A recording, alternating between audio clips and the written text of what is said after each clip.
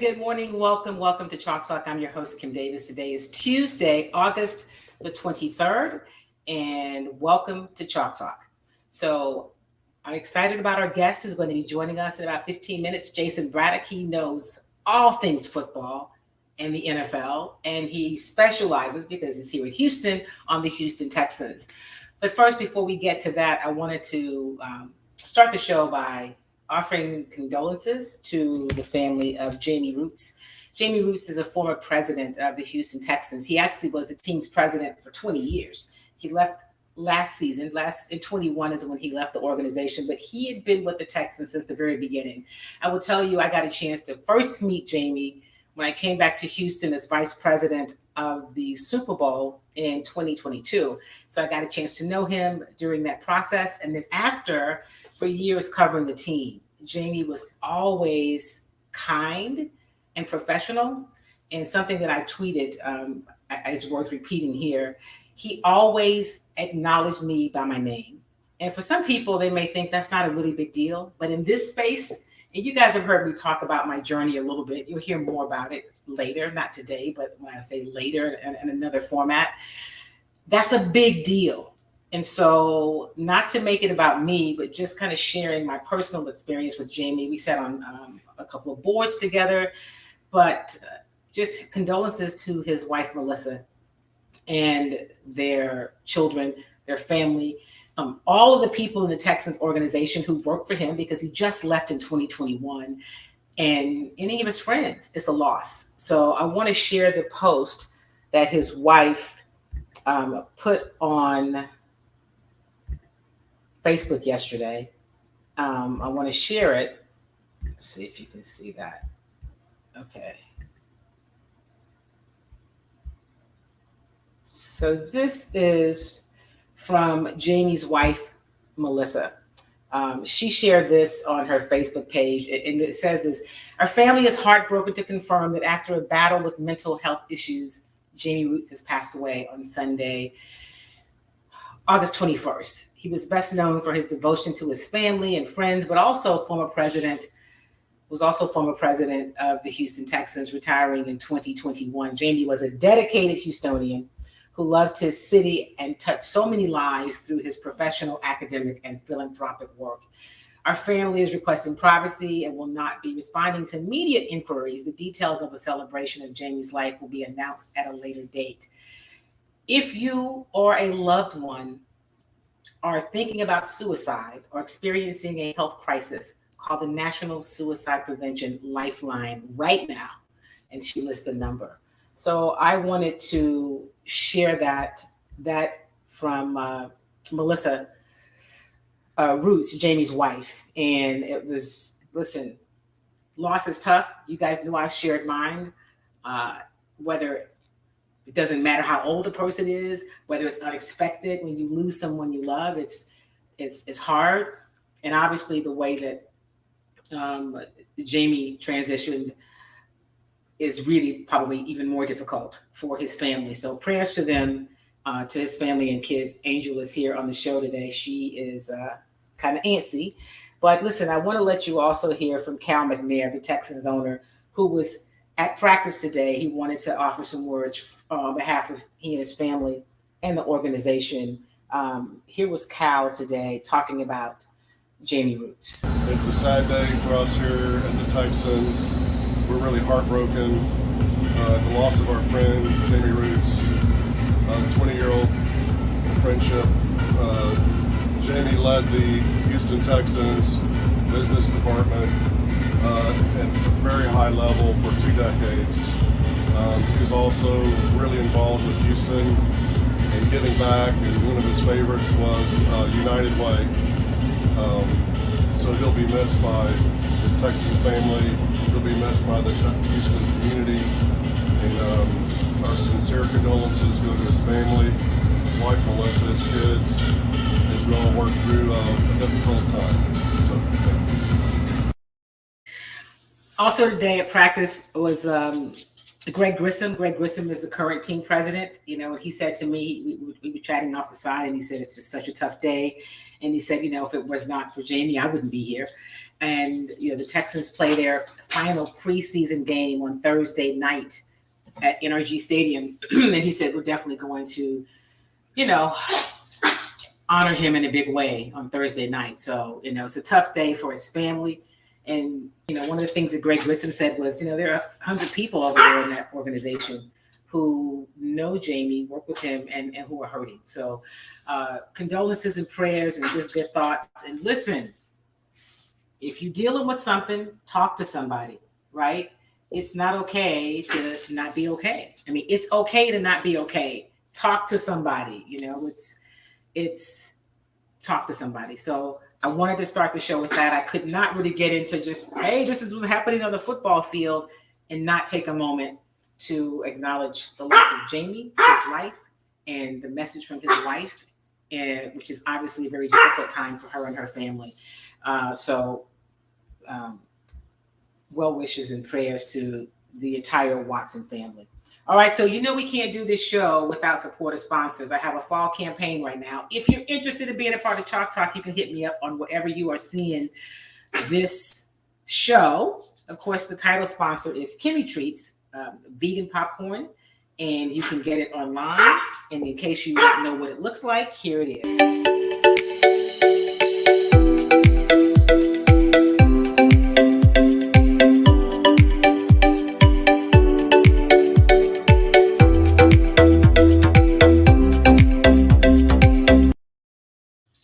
Okay, not sure why I ran that way, but hey, that's Kimmy Treats. That's what it looks like. You can go to the website, KimmyTreats.com, and order your Kimmy Treats today. And you can also, listen, if you're not following me on Instagram and Twitter, please do so. On Twitter, I'm at Kim Y. Davis, and on Instagram, I am Kim Y. Davis Media. So if you will follow me, that'd be awesome. I would really appreciate it. Another one of our sponsors, a longtime supporter of Chalk Talk. They're friends.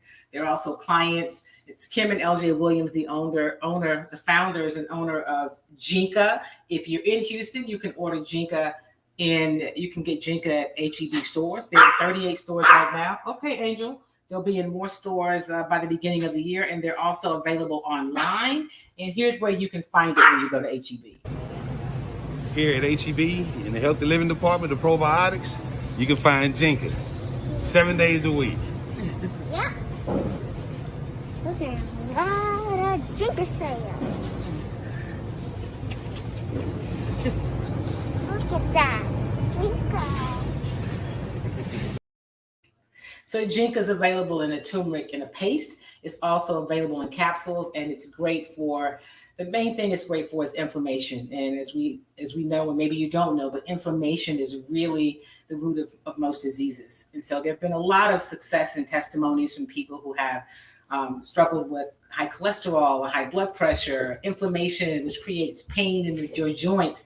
A lot of people have had some great success and testimonies over these 7 years that Jinka's been around. So check them out. ilovejinka.com is where you can find it.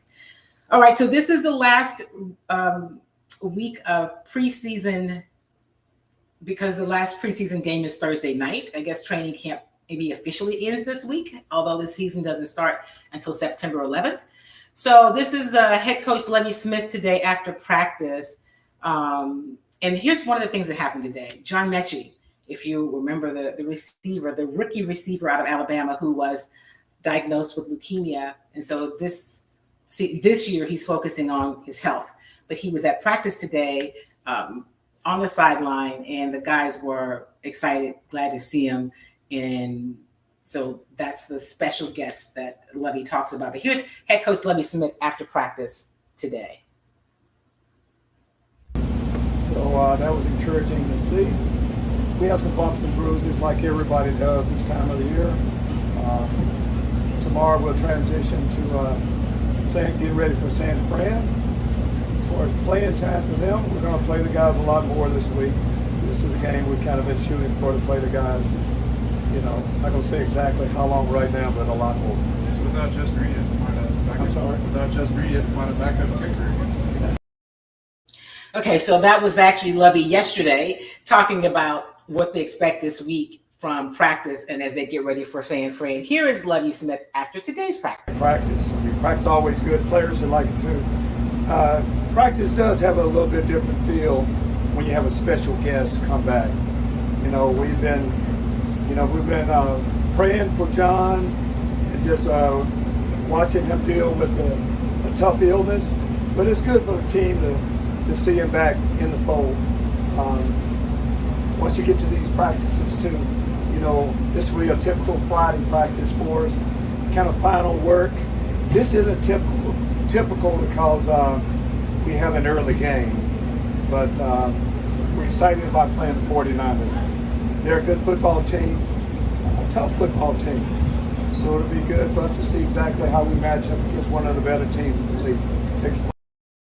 So that was Lovie Smith after practice today. A few things he talked about. If you follow me on my other platforms, I posted something when he was asked about Dameon Pierce. Dameon Pierce is the rookie running back. He was a 4th-round pick. He played his college ball at the University of Florida, and he has looked really good throughout camp.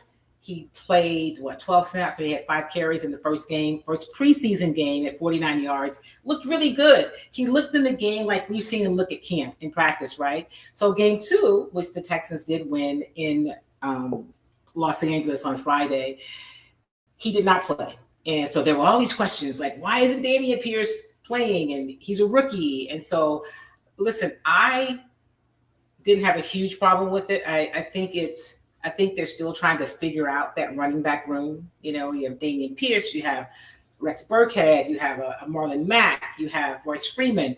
And so I think they're still trying to figure that out. And also you have Dare Ogunbowale. I'm practicing his name. That's why I'm looking down, because I want to make sure that I can say it. Right now, I just call him Dare because I don't want to butcher his name. But I think they're trying to figure it out. So if you follow me on Twitter and on Instagram, you'll see those. You'll hear from Lovie talking about that. He addresses it.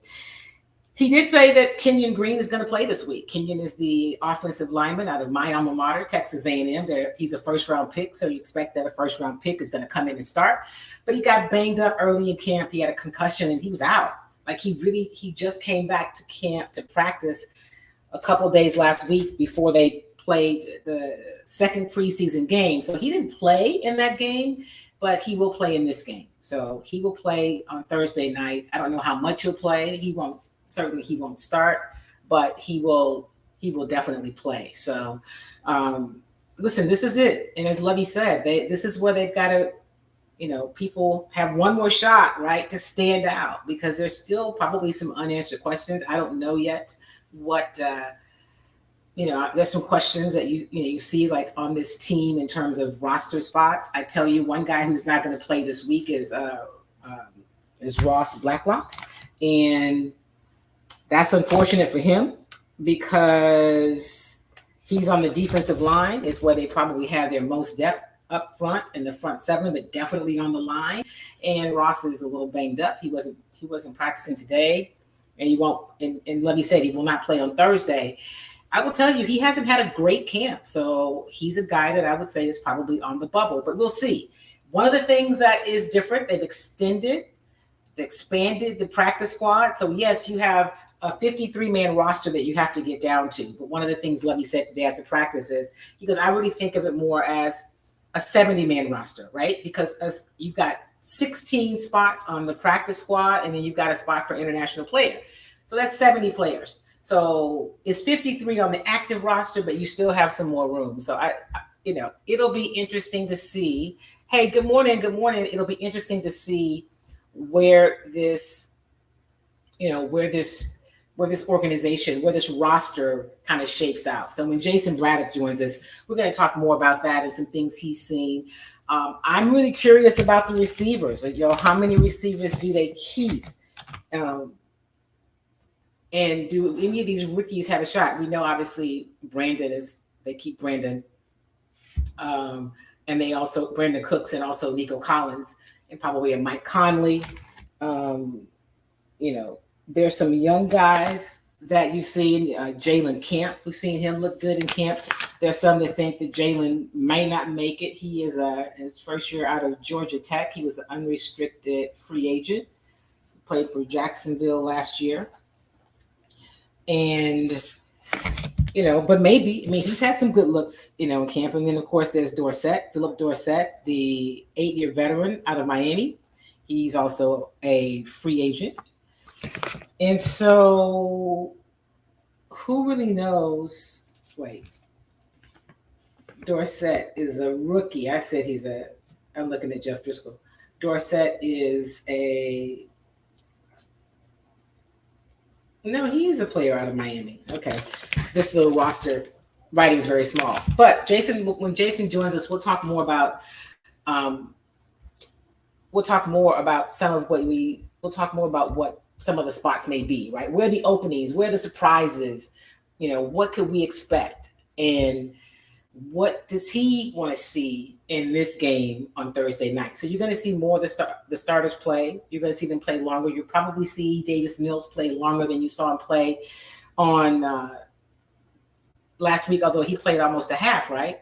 So we'll get a sense. It's their last, like Lovie said, it's their last dress rehearsal. Right after that, it's just practice, fine-tuning stuff, and getting ready for week 1 of the regular season, which is where they'll play host to the Indianapolis Colts. So before Jayson joins us, I want to jump over to baseball for a minute and talk about the Houston Astros, who had a really okay. Oh, he's coming. He needs 5 minutes. No problem. I appreciate the heads up. They had an interesting road trip, right? They went on the road and they had they're 6-4 in their last 10 games. The Houston Astros are. So they are still 3 games ahead of the Yankees in the American League West. If the playoffs started tomorrow, they would be the top team in the American League. So they're obviously leading the American League West. When I said they're 3 games ahead of the Yankees in terms of the best record in the American League, and the Yankees are 4-6 in their last 10 games. The Cleveland Indians, of course, lead the Central Division in the American League. They're 6-4 in their last 10 games, and the Astros are also 6-4. Who's got a better record? So Tampa Bay is 8-2 over their last 10 games, and Texas, the Rangers, who won't see postseason, are 7-3 in the last 10 games. But on the other side, you have those St. Louis Cardinals 9-1 over their last 10 games. They're sitting at 70-51. And then the Dodgers, who has been red hot all season, they're 6-4 over their last 10 games, but they have a record of 84-37. Okay. So the Dodgers are, once again, the team out west, the team in the National League. I say out west, the team in the National League to look at. But the Astros are just trying to get healthy, get through the rest of the season, have their roster intact, and get ready to make a run for the title. I hope this is it. Y'all know I'm a Dusty fan. While I can be objective talking about Dusty, I am a Dusty fan in terms of,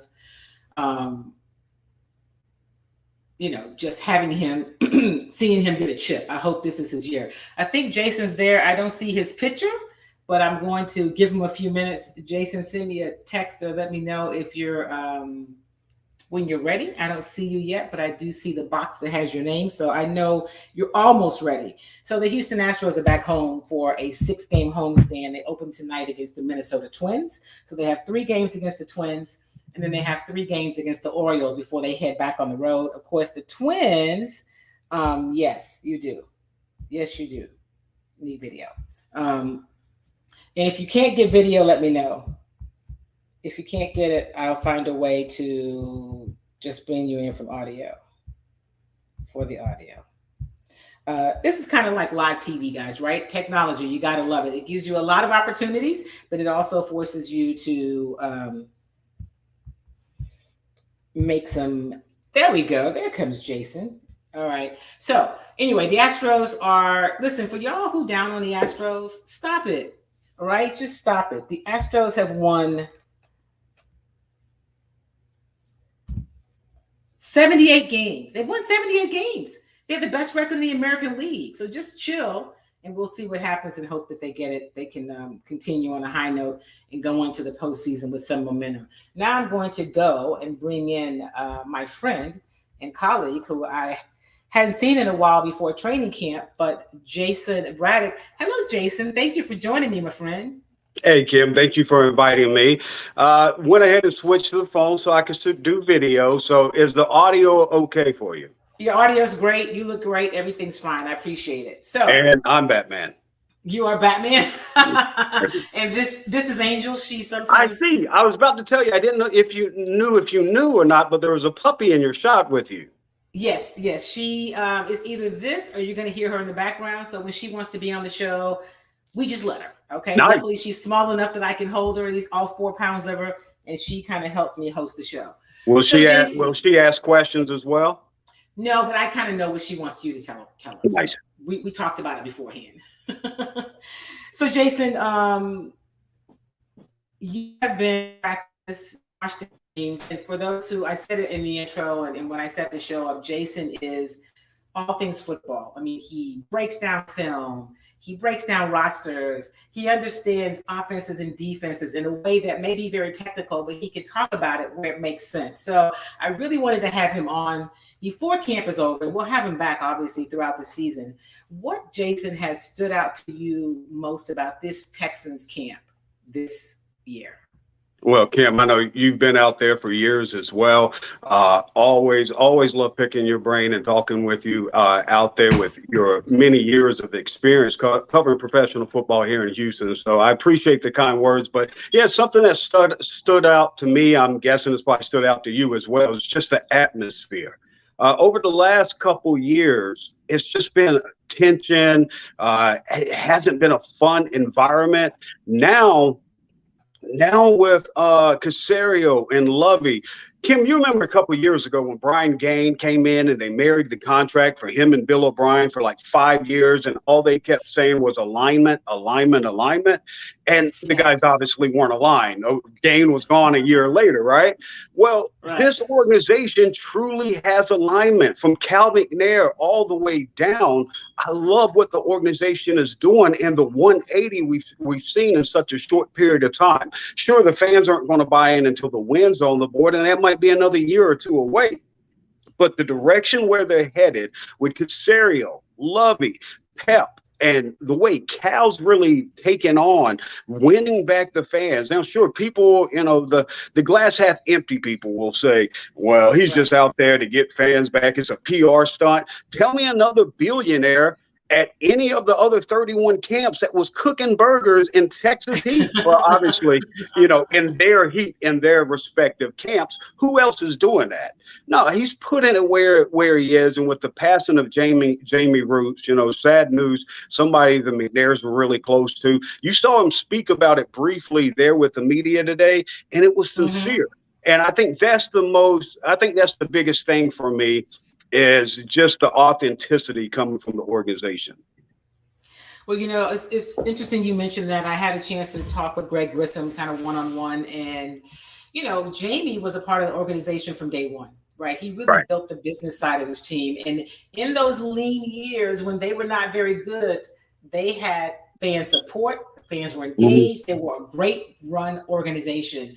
And so, yes, they're not, it's going to be tough to get those fans back because you got to win, right? When you lose people, you got to do a whole lot more to get them back. But I do like what I see from the organization on the business side from Greg Grissom. He obviously knows the business and the team, because he said to me, Kim, without Jamie, I wouldn't be here. So he's been around for a while. You see Cal and Hannah making a point to come out and be available. And like you said, last week he was cooking burgers for the fans.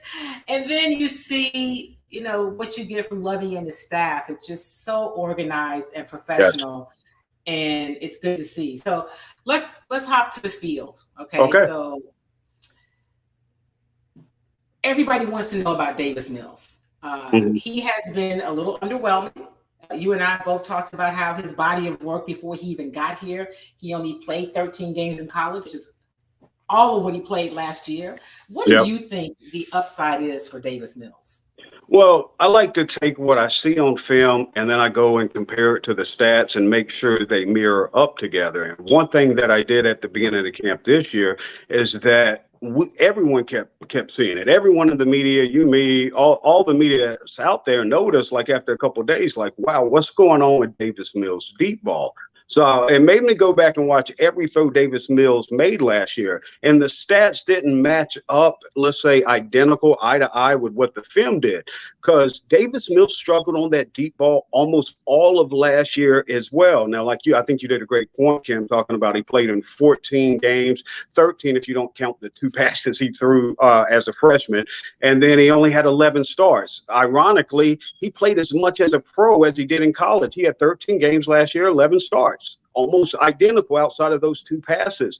So with that in mind, you want to give them a little bit to really come in and develop, especially with Pep now being there instead of Tim Kelly. That's a huge difference. And Pep is going to Pep has been real vanilla. The players talked about it. Dorsett was asked about how vanilla they've been yesterday in the preseason, and he really took his time because they don't want to show anything, and he didn't want to say anything out of line. So we can't judge Davis Mills so far, but you're right. There's some concerns, and even though he rated as the top passer on throws of 20-plus yards statistically, going back and watching that film, he's good 0 to about 29. 30. And I mean, give I was or going to take. say 30, give or take, yeah. Yeah, you get 30 plus. It's not that he's just always off. It's how he's off. He's shortened back inside. And the problem with that, Kim, as you well know, is that you want that ball on the outside shoulder, and you rather overthrow than come up short. So that's concerning. Also, the splits between how good he is to the right. Last year, he was a top 10 quarterback in quarterback rating throwing to the right side of the field, bottom 10 to the middle and the left side of the field. And so also the home and road splits. He was one of the best quarterbacks in the league. And even as a rookie, when he was playing at NRG, 12 touchdowns, 1 interceptions. But he went on the road and he was the worst quarterback in the league, passer rating wise. Right. So I know that clearly the jury is out on Davis Mills. I have been concerned as you about him over 30 yards, right? The balls that we've seen, and people are like, will there be a quarterback controversy? No, there won't. There won't be a quarterback controversy. They are committed to Davis Mills being QB1, and they got to see this year if he can be the guy. Really, they're not saying that, but can he be the guy, or do they need to package some picks and go up and get a quarterback next year? So I think that's the question. That's the big question. That's the big question for the whole year, is that this year is Davis Mills' year to find out. Like, why throw Kyle Allen in there? We know what Kyle Allen is. So what's the point of throwing Kyle Allen in there? And for me, it's Davis Mills' year. If he can't prove to take that step forward and the season goes down the drain, then a high draft pick is being spent on a quarterback. And it should be. I mean, this is the business that you're dealt. So Davis Mills gets 2 years to show his worth. That's more than a lot of third-round quarterbacks get. So this is, I'm talking with you, listening to talk, you're watching and listening, if you're listening to the podcast later, to Chalk Talk. I'm talking with Jayson Braddock, who I call my football expert. He also is really big in the fantasy space on SiriusXM. So follow him on Twitter if you want to know if you play fantasy, what you should be doing, you should start. If you haven't drafted yet, I guess the drafts will come after the preseason. So Jason's a great guy for you to follow. Jayson, we lost Jayson. He'll be back in a moment. Technology. So yeah, Jayson is big in the fantasy world, and he does work on SiriusXM talking about players. And people often ask me about fantasy football. Listen, I used to play all of it. I used to play fantasy football. I played basketball. I tried baseball one year. That's like a job, it's too much. I couldn't do it. Basketball was even pretty demanding.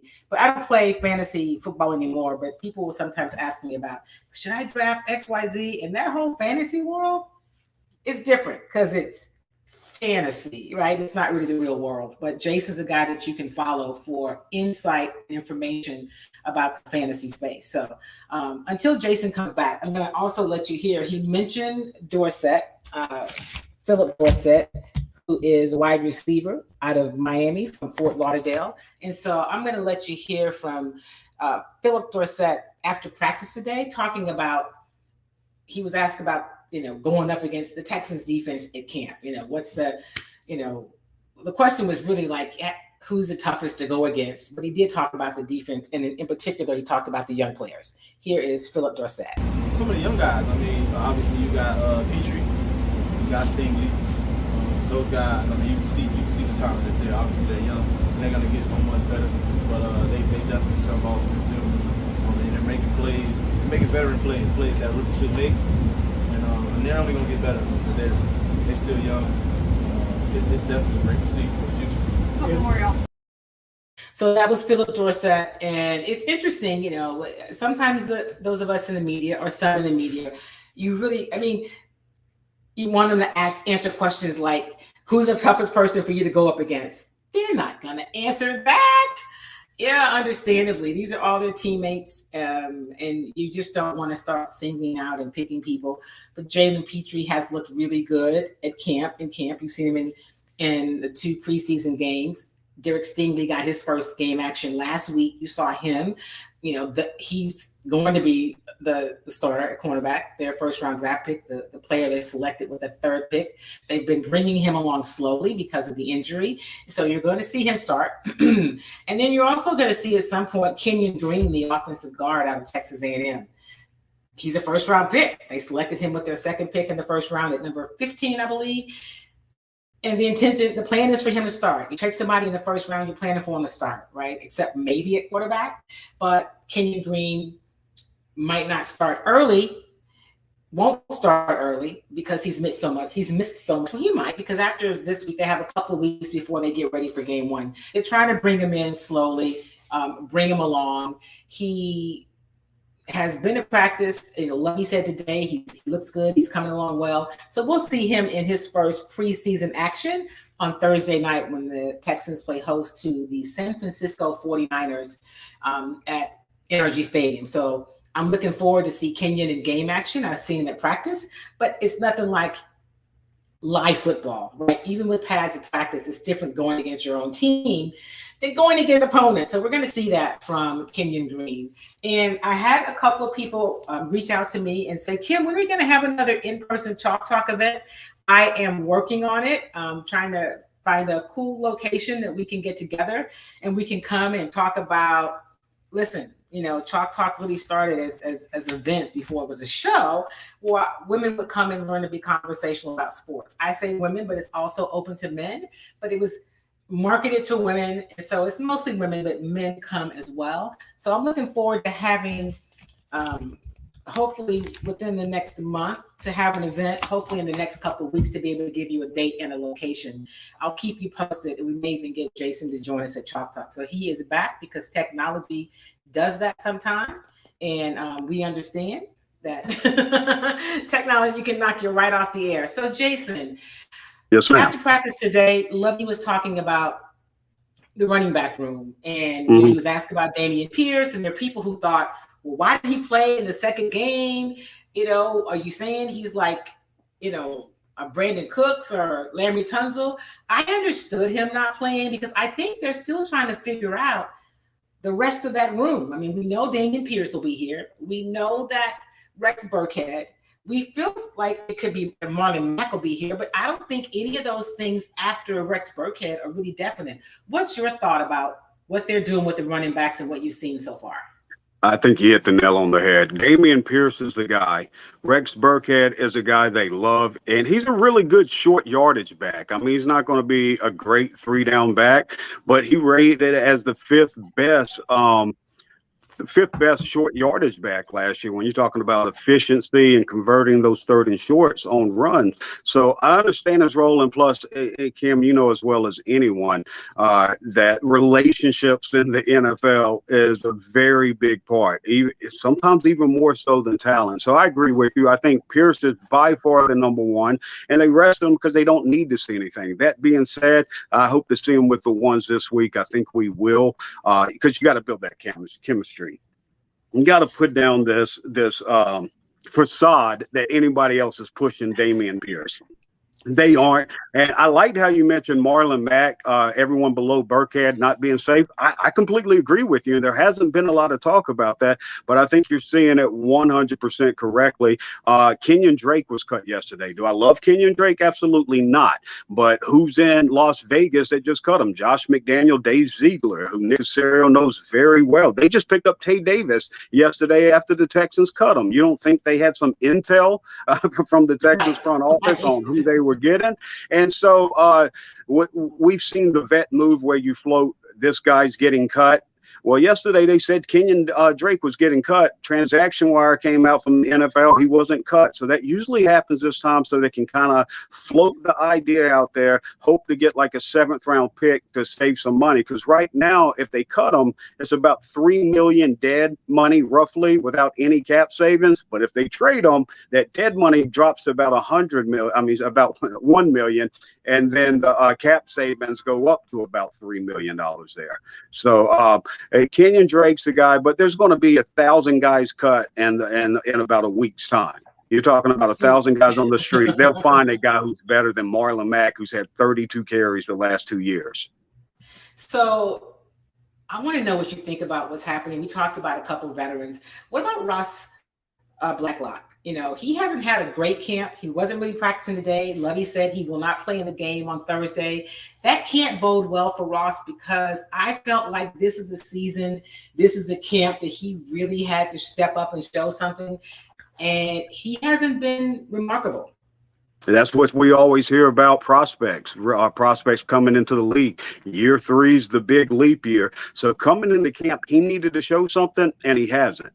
And what I mean by that, I'm not going to say Ross Blacklock doesn't have talent. I understood why they took him as a top 50 prospect. But through 2 years and into this camp, and with a front office that didn't select him with the 2nd-round pick, I don't think he's on this roster. Actually, I'll be honest with you. I'll be surprised if he's on the 53-man roster at this point, because at that defensive tackle position, Roy Lopez and Lee Collins, they're clearly ahead of them. Those are your 2 starters. And then the depth, you have Thomas Booker, they drafted in the 5th round, and he's played well. And you've got Kurt Hinish. All of those guys are ahead of Blacklock. And why would you keep Blacklock as the 5th guy when you got Rasheem Green and Damone Harris that can give you depth at DN and D tackle? So, yeah, I would be shocked if he makes the squad.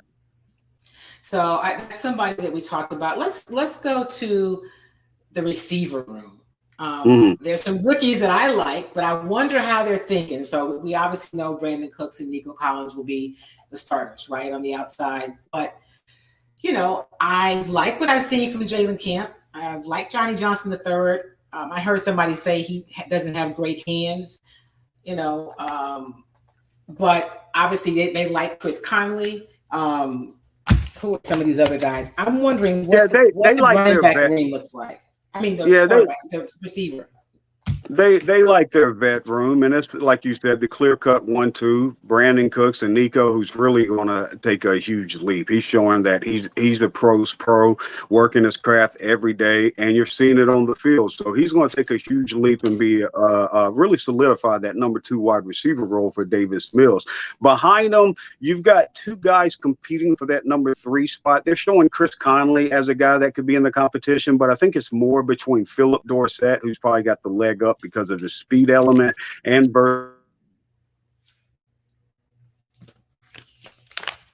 Yeah, and we heard Philip Dorsett earlier. You're right.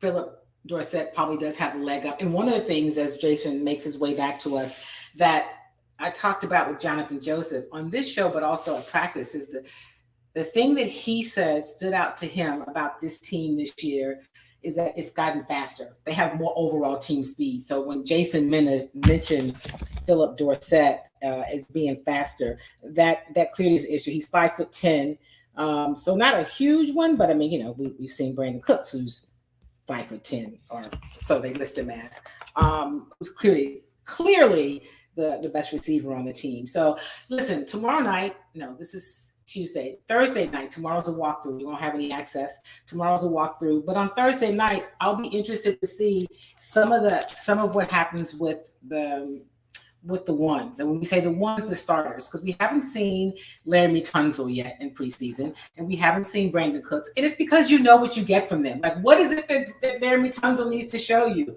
What is it that Brandon Cooks needs to show you? Nothing really, but you do want to see them.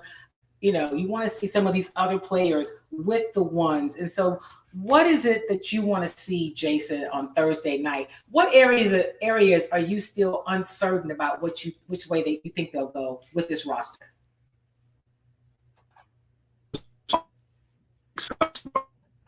I think you're frozen, Jayson. Oh, there you go. Yeah, I'll start with one that I hear of late, and that's undrafted. I know much of his preseason back, and Andy J really struggled. So you would literally get them. They use Troy Harrison as the rookie fullback, at the position. But as Lovie talked about today, that you really have 7-man. You got in the man practice squad on top, and hang on a second, Jayson. You sound like you're in the Matrix. So move around a little bit and let's see if we get a better signal, because you're breaking up. And it's good stuff. I don't want the people to miss it. You're frozen, so I'm going to... Okay, go ahead again. I can hear you a little bit, but you're frozen, so I think you're... Okay. And then I will just do... There you go. Let's do this, and I'll see what it goes like. Is that better? Say something, Jayson. Yeah, how am I sounding? Can you hear me okay? Sound good. I can hear you. You sound good. Yeah. Uh-oh, I lost you again. All right, he'll come back. So listen, we are having some kind of weather issues in Houston, and also it's technology. It's what happens. And I guess for me, it's not a big deal because I come from live TV. And so anything can happen. So we'll get them back. And if you can't get on, Jayson, if the video is making it tough, you can just come on with the audio and I will take it that way. Okay, let's do this. So let's see if the audio is Kim, can you hear me? Yeah, there you go. I got you. You're good now. Don't worry about the video. All right, I got you back now. Okay, there you go. Don't worry about the video. You sound great. Okay, perfect. No, just to finalize what I was saying, and apologies about this acting up on this end. But no, on the wide receivers though, yeah, I think they keep 5. They really like their vets. So you got Cooks, and then you got Nico Collins in the second year, and then you got those 3 vets. Phillip Dorsett, Chris Moore, I think will probably get the most time. Conley gives you that depth with his intelligence to play all 3 wide receiver positions, X, Y, and Z, and rep them well. So I think they keep 5, and then they use that practice squad with Connor Weddington, Jalen Camp, Johnny Johnson III, all 3 of those guys. I think at least 2, but maybe all 3 of those guys can make it on a practice squad. Because now with 16 men on the practice squad and the 1 exemption for the international players, 17 players, you can call a player up 3 times during the regular season for game day this year without it counting against the 53-man roster. So it's added depth to actually keep all 3 of those guys. So, and that's one of the things Lovie talked about today. He said, I look at it as a 70-man roster. Like you said, yes. 53. We've got 16 on the practice squad. And as you mentioned, we've got the 1 international player. Jayson, I want to go back to something you said for some of my audience who may not understand this piece so well. Explain what you mean by the XYZ receivers. Tell us what you mean by those spots. So, yeah, you have that X. All right. So the XYZ receivers, you're going to have your outside wide receivers, and then you're going to have your slot wide receiver there. So with your wide receiver. Now, here, when O'Brien was here, he talked about it a lot. What the Patriots like to do in New England and what O'Brien brought to Houston was that he liked for all of his wide receivers to cross train, which is a lot to put on young wide receivers. But if you got a wide receiver that can go in and play that X position outside, you can play that C, you can play that Y, you can play all 3 wide receiver spots, then you have more versatility. And that's Conley's best value is his intelligence, his blocking, and they want to be run heavy this year, his blocking ability. He's physically, athletically gifted, but there's just not that much of an upside as a receiver outside of providing depth. The other thing to remember, Kim, is that the Texans are third in waiver priority all the way to the third season of the regular season. So you can bet Caserio is going to churn the bottom of that roster. So even when the 53-man set, it's still truly not set. And the same with the practice squad as well. I think wide receiver position is definitely one the Patriots. The Texans could go out. And the reason the Patriots were on my mind is because they have a couple guys that the Texans could be interested in. First, foremost is Christian Wilkerson, who Caserio brought on as an undrafted receiver back in 2020. He showed well at the end of last season, lit up the first preseason game before getting a concussion. He should be back soon. That's a guy, but he's also competing with a guy Texas fans will remember in Little Jordan Humphrey, who leads the entire NFL and receiving yards in the preseason. So you mentioned being able to go get players from someplace else. I can't even, the player escapes me now, but I'm thinking about Tampa Bay and what they have at wide receiver. Right. Who might not make that team. Do you think that the Texans are more likely to try to go get a veteran receiver or try to get another tight end?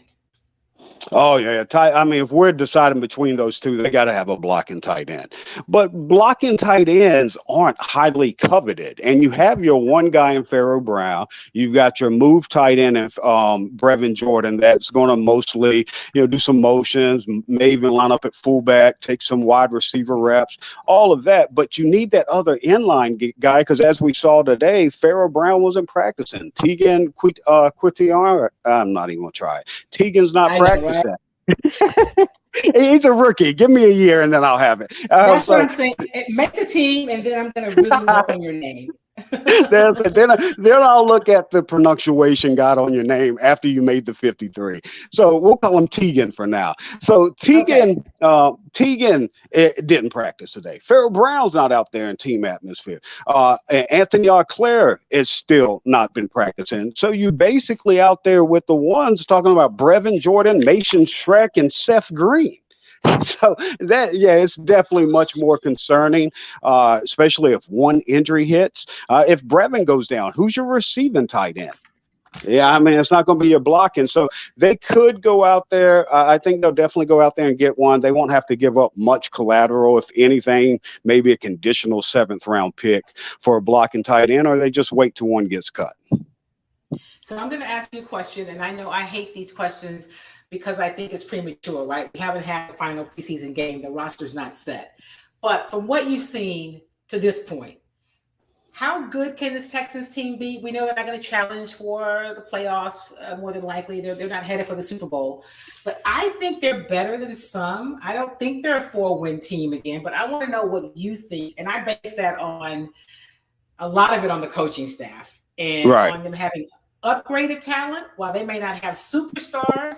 Talking to Quentin Dentz, he was at practice. I think he may have been out there a few weeks ago, and he said there are no superstars on this team. And I said, "Oh, there's superstars, Laremy Tunsil." He goes, "Yeah, but that doesn't count." Talking about what gets the fans excited, and he said Brandon Cooks is not a superstar. So okay, but how good do you think this Texans team can be with what we see now? Although we know that there are going to be some changes before that final roster is set, before they open the day on September 11th. Yeah, I think you're right. That it's going to be better than expectations. I don't think they're the 32nd team in the NFL. I think we probably don't make enough about players being happy, especially coming off of the back of the last 2 years. But you watch Laremy Tunsil there at practice, especially him and Titus Howard. Kim, I don't know about you, but I want to watch a buddy cop comedy of Laremy Tunsil and Titus Howard. They're so big, but so hilarious, funny, and just their personality. Tunsil reminds me of Shaq when he's doing a press conference because he's such a huge figure, but has this boyish charm, humor. And so we haven't been able to see all of that in past years because they haven't been jovial because of the atmosphere surrounding them. And I think that's being underrated. Now, that being said, no, I don't think they're competing for the AFC South. I think they're probably a 7-10 team this year. But what's exciting about this is that you look at where their salary cap's going to be next year. I think they'll be second in salary cap. You look at where their salary cap will be the year after that, I believe second again. You look at all the draft picks, the players that they have in place, and I would disagree. I think they do have a couple stars. And some of them I'm not even going to talk about Petrie or Stingley because they're too young. We need to see it on film. But Laramie Tunsil is absolutely a star. Don't tell me, oh, he's a tackle, he's off and lineman. It doesn't matter. Laramie Tunsil, when I've been evaluating film for about 15 years. I've never evaluated a tackle coming out of college higher than I evaluate Laramie Tunsil. He's the only tackle I ever said he will be a Hall of Famer. His technique was effortless. If you want to go back and watch beauty and work, watch him versus Myles Garrett, Texas A&M, Ole Miss, just the two athletes, and you knew back then what both of them would become. But it's too easy for him. And you never say that about a left tackle, especially one that big and how fluid his kick is. Everything is technique savvy. And so, I think it'll be 7-10, but I think, and now people are going to kill me because I'm predicting it 2 years out when the team's not looking good. But I think 2024, that's what I have circled. And it doesn't mean it's going to happen, but I think that's the time the Houston Pro Football Organization can do something that no other pro football organization in Houston has ever done. And I think not only an AFC championship, which they never won, I think they have Super Bowl capabilities. And that's based largely on the foundation they've laid now, but also the salary cap, the draft picks coming. And I've never had a GM in Houston or anywhere in the league outside of probably Joe Douglas that I felt like my assessments and evaluations aligned with theirs about 80% of the time. Take that for what it's worth. For me, that's exciting because I like the talent they're bringing in and the players, But but just looking at the trajectory, and it's a lot of me reading tea leaves, but where they're headed, I think 2024 can be a game changer for professional football in Houston. And I don't think that's hyperbole. So before we get out, let me ask you this. Is Davis Mills the quarterback of the future, or do they go out next year and use some of those picks they got in the Deshaun Watson trade to package a deal to get one of the guys coming out next year? Because let me tell you why I say that. I know that we still are waiting to see about Davis Mills, but when I look at, and I've had this conversation with Ron Hughley from over at 610. When you look at the other quarterbacks in the AFC, right? Just look at last year. So you look at, there was Joe Burrow in the postseason. There was look at AFC West. I mean, just the AFC West alone. Pat Mahomes, Justin Herbert, Derek Carr, Russell Wilson. Right. And you think about Allen with Buffalo. You think about Burrow that is with Cincinnati, yeah. All these guys are young. So you're like, okay, who in that group does Davis Mills knock out? You know what I mean? In the postseason. I mean, I don't know, but when you look at it that way, you're like, I don't know. My contrary point to that, and I think that's a really good point that I hadn't thought about. But we can't project Davis Mills to grow that much.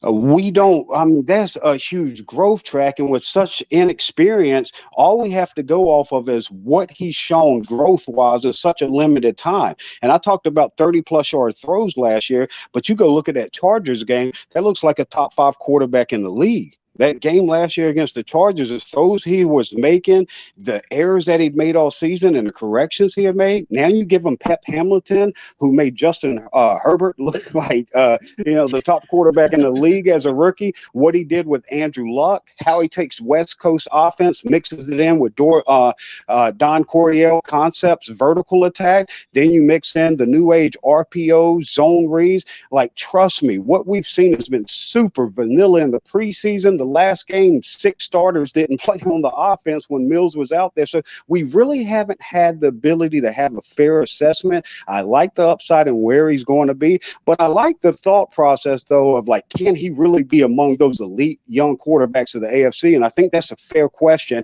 and I'm not comfortable to project him to that yet, but I think he has a chance, and that's all you could hope for a third round quarterback. And the other thing I would say, contrary to could he be that quarterback?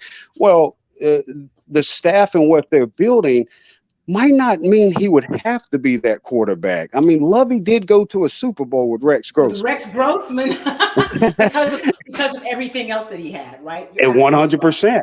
And this defense, like, I think people are sleeping on this defense. You mentioned that I do fantasy. Like, I did an auction draft, and I'm not even picking up defense because you can get the Texans defense. Nobody wants them. And I'm like, this is going to listen. They might not be the greatest defense in the NFL, but they're going to have a ton of turnovers. They're going to have some defensive touchdowns because these guys fly around, they're aggressive, and they buy in. And if you get professional players with talent to buy in, and trust me, they have talent. They might not have the big names like Quentin Dent mentioned, but don't sleep on Jonathan Grenard. That dude's a 12 to 15 sack a year guy. That dude is a stud. And though he's not a star yet, him and Tunsil are stars. And they have so much depth in that front seven. They can run this depth because they don't have those superstar quarterback that they're paying for and all the superstars all over the roster they're paying for. They're able to put depth on this front seven like I've never seen in Houston. No, they're not the top-notch guys, but they're like what New England built back in 2016, 2017, where the pass rush was like Chris Long, Jabal Sheard, a bunch of guys like that, vets at the end of their career.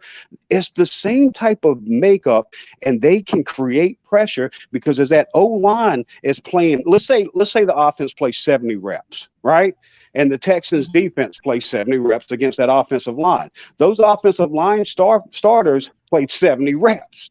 Those defensive line starters, you might have guys, most of them playing 20 to 30 reps. They're fresh coming after beat down offensive linemen in the fourth quarter all game long. And then the whole back seven is doing peanut punches on everybody who has the ball. So it's going to be turnover heavy, and there'll be some defensive touchdowns. So I like the Texans defense in fantasy this year for a value. Well, listen, Jayson, I appreciate you weathering the storm, joining me today. You always bring so much value to the show. I know people can follow you on Twitter. Where can they follow you and hear you? You also have a podcast. You're also doing stuff on SiriusXM.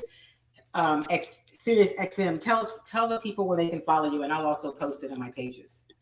Yeah, so I do my fantasy writing over at drroto.com. I'll be on their breaking news this year as well. I'll also do a cornerback versus wide receiver report for fantasy at drroto.com every Thursday. And then as far as the podcast, every Tuesday night, me and Aaron Wilson, we do a podcast every Tuesday night called the Houston Football Show.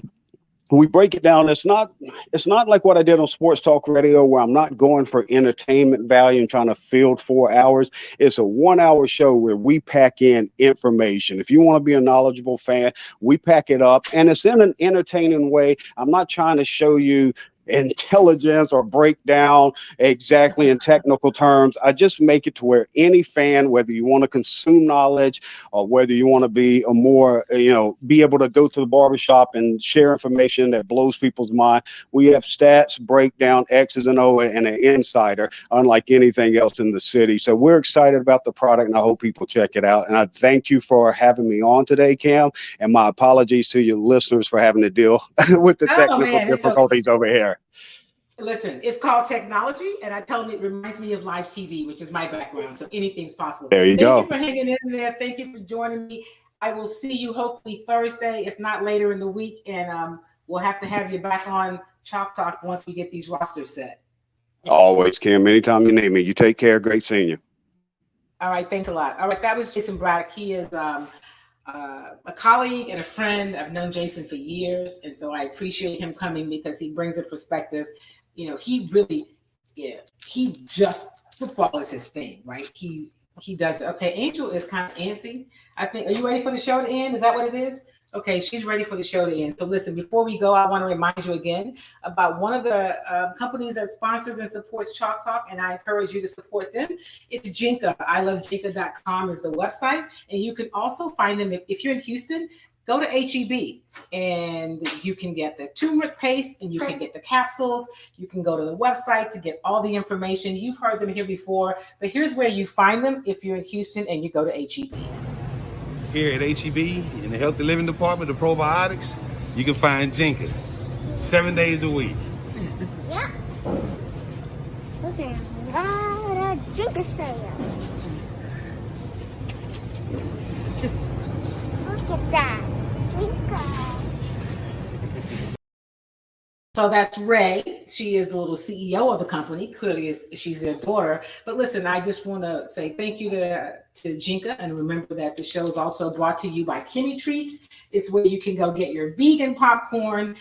Go online. If you're in Houston, check out Sunshine's Deli. There are two now. There's one on OST near the medical center area. And then there's one in Fifth Ward in Lockwood. So you go get you some great food and pick up some vegan popcorn, some Kimmy Treats. But listen, thank you so much for being a part of the show today. I appreciate you. Follow me on all my platforms. Listen, I am trying to boost my numbers. I need to get my Instagram up a little bit higher. So if you're not following me on Instagram, please go do that. You can follow me at Kim Y Davis Media, and that's what I am on Instagram. I'm trying to put it in the chat. And you can also follow me on Twitter. You see it on the screen at Kim Y Davis. So I appreciate you guys following me, and I will talk to you soon. Listen, make it a great, great week. And remember, if you are not registered to vote, time's running out. Get registered because you got to vote, right? There's so many reasons you got to vote. We'll come back and do a whole show and talk about that later. But make sure you're registered. I'm never going to tell you who to vote for. I am going to tell you to register. I'm going to encourage you, strongly encourage you to register. And if you're already registered, you're like, Kim, you've been telling us that for years. We're registered. Great. Get somebody else registered to vote. And make sure that you know who the people are running in your area, in your city, in your town, for your school board, for your county. All politics is local. All of it matters. And so make sure that you are voting for people who line up with the policies and direction and things that matter for you, your family, your community, your neighborhood. So register to vote and get educated about the issues and the people. Also, if you are not vaccinated for COVID, I'm encouraging you to do that too, because COVID is here. It is not gone away. And as we learn to live with it, the best way to do that, I think, is to be vaccinated. All right. Listen, thank you guys for being a part of the show. Make it a great, great week. Remember to do something kind for yourself and something kind for somebody else. I'll see you next Tuesday right here on Chalk Talk and across all my platforms. Until then, make it a great week.